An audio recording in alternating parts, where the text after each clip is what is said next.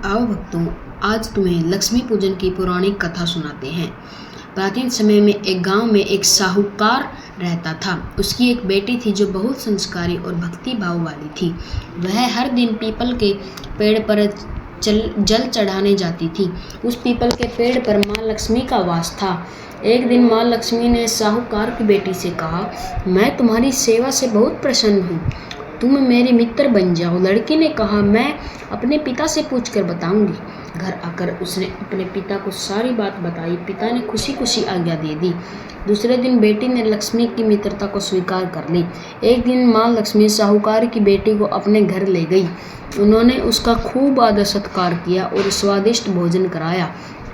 जब बेटी वापस लौटने लगी तो माँ लक्ष्मी ने पूछा, अब तुम मुझे अपने घर कब बुलाओगी? बेटी ने उन्हें अपने घर आने का निमंत्रण दे दिया। घर आकर बेटी अपने पिता से माँ लक्ष्मी के स्वागत की तैयारी के लिए कहने लगी, लेकिन साहूकार चिंता में पड़ गया। उसने कहा, बेटी, हम तो बहुत गरीब हैं, हम देवी लक्ष्मी का सत्कार कैसे कर पाएंगे? बेटी ने पिता को धीरज बंधाते हुए कहा, आप चिंता न करें पिताजी, बस घर की साफ सफाई कर दें, बाकी सब मैं देख लूँगी। बेटी ने मन में माँ लक्ष्मी का ध्यान किया और चौका लगाकर एक चारपाई बिछा दी। नियत समय पर माँ लक्ष्मी भगवान गणेश के साथ साहूकार के घर पधारी। बेटी ने पूरे मन से उसकी सेवा की। उसकी सच्ची भक्ति और सेवा से माँ लक्ष्मी बहुत प्रसन्न हुई।